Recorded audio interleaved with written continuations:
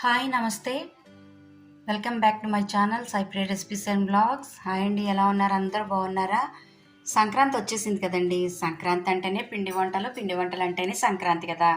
So అందుకని చిన్న పెద్ద అందరికీ ఎంతో ఇష్టంగా ఉండే సున్నుండల్ని ఎలా తయారు చేసుకోవాలో నేను మీకు ఈరోజు చూపించబోతున్నాను.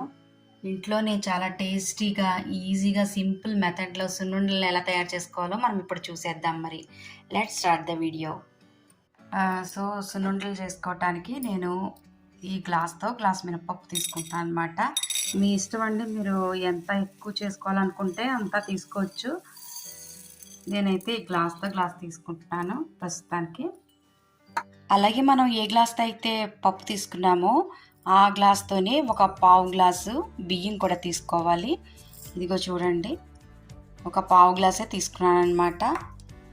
మీకు కప్పు మెజర్మెంట్ చెప్పాలంటే కనుక ఇగో నేను ఈ కప్పుతోని ఒక కప్పు బియ్యం తీసుకున్నాను.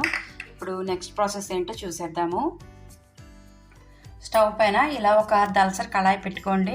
పల్చని రేక్ లాంటిది అయితే మీకు మినపప్పు సరిగ్గా ఫ్రై అవ్వదన్నమాట. ఇలా దలసరి అయితే బెటర్ అనమాట. ఇప్పుడు ఈ కళాయిలోని ఈ మినపప్పు వేసి స్టవ్ ఫ్లేమ్ని సిమ్లోనే పెట్టుకొని దోరగా వేయించుకోవాలి.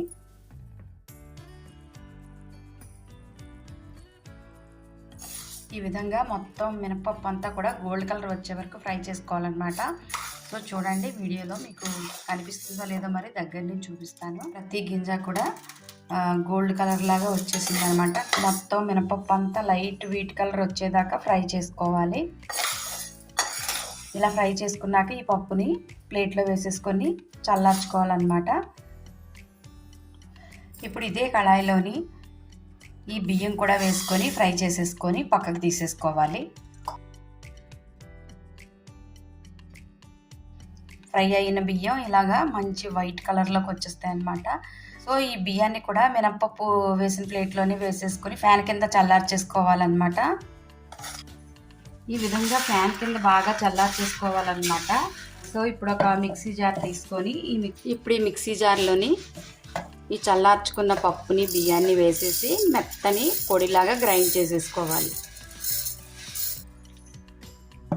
ఇలా మెత్తగా గ్రైండ్ చేసేసుకోవాలన్నమాట. కొంచెం ఇలా నలుపుతుంటే లైట్గా గరుగ్గా ఉంది. ఇలా లైట్గా గరుగ్గా ఉంటే మనకి తినేటప్పుడు గొంతుకి అడ్డం పడకుండా ఉంటుందన్నమాట. నేను తక్కువ క్వాంటిటీ తీసుకున్నాను కనుక పప్పు ఇలా మిక్సీ జార్లో వేసేసుకున్నాను. అదే మీరు కేజీ అలాగ ఆడించుకుంటే కనుక మీరు బయట మిల్లులో ఆడించుకోవటం మంచిది. ఇప్పుడు ఈ ప్లేట్లోని ఈ గ్రైండ్ చేసుకున్న పొడిని వేసేసుకోవాలి. దీనిలో కొద్దిగా ఇలాచీ పౌడర్ అనమాట. నేను షుగర్ ఇలాచీ రెండు కూడా గ్రైండ్ చేసి ఇంట్లో పెట్టుకుంటాను. ఆ పొడి వేసాను. ఇప్పుడు ఒక పావు కేజీ బెల్లాన్ని ఇలా తురిమేసి పక్కన పెట్టుకోవాలి. అసలు ముక్కలు అనేవి ఉండకూడదండి. ఇదిగో చూసారు కదా, ఇలాగా మెత్తగా పల్చగా తురుముకోవాలన్నమాట. సో ఈ పావు కేజీ బెల్లాన్ని నేను తురిమేసి పక్కన పెట్టుకున్నాను. ఇది మొత్తం వేసేసుకోను, నేను తినే స్వీట్ని బట్టి వేసుకుంటాను. స్వీట్ అనేది ఎక్కువ తక్కువ మీరు బ్యాలెన్స్ చేసుకోవచ్చు అనమాట.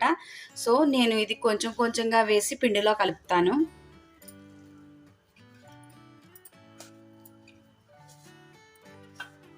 ముందు ఈ బెల్లం పిండి రెండు కూడా బాగా కలిపేసుకోవాలన్నమాట. ఈ రెండు బాగా మిక్స్ అయిపోవాలి. ఇదిగో నెయ్యి కూడా ఈ చిన్న గ్లాస్తో తీసుకుంటాను, 100 ml.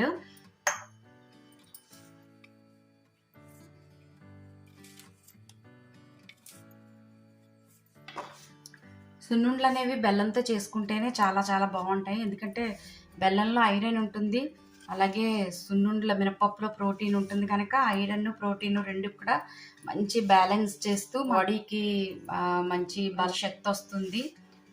పెద్దవాళ్ళు చెప్పేవాళ్ళు అనమాట, రోజుకి ఒక్క సున్నుండైనా తినాలి కంపల్సరీ అని. ఈ పొద్దు రేపు పిల్లలు పిజ్జాలు బర్గర్లు తినటం అలవాటు చేసేసుకొని సున్నుండలు అవి తినటం మానేశారండి. బెల్లంతో చేసిన వేరుశనగుండలు అలాగే బెల్లంతో చేసిన సున్నుండలు తింటే అసలు హెల్త్కి ఎంతో మంచిదన్నమాట. సో ఇప్పుడు కొద్ది కొద్దిగా నెయ్యిని పోస్తూ ఉండలు చుట్టుకోవాలి. అంటే ఇలాగా మెత్తగా కలిపేసుకోవాలన్నమాట.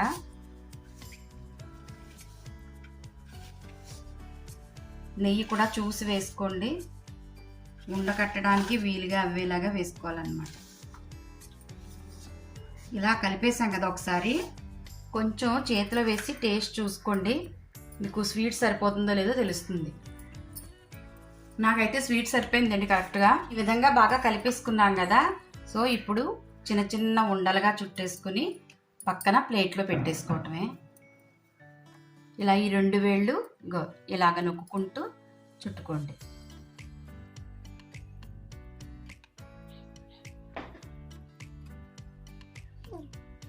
ఇలాగా చుట్టేసుకొని ఇలా పక్కన పెట్టేసుకోండి. మొత్తం ఈ పిండి అంతా ఇలానే చుట్టేసుకోండి. చూసారు కదా సున్నుండల్ని ఎలా తయారు చేసుకోవాలో చూపించాను. మీరు కూడా ఈ రెసిపీని ఫాలో అయిపోయి సున్నుండల్ని సంక్రాంతికి చేసేసుకొని మీ ఇంట్లో వారికి మీ చుట్టాలకి ఇచ్చేయండి. అంతేకాదు మరిన్ని వీడియోస్ చూడటానికి నా ఛానల్ని సబ్స్క్రైబ్ చేసుకోండి. మరొక వీడియోతో మళ్ళీ కలుద్దాం. అంతవరకు సెలవు. Bye. Thank you for watching.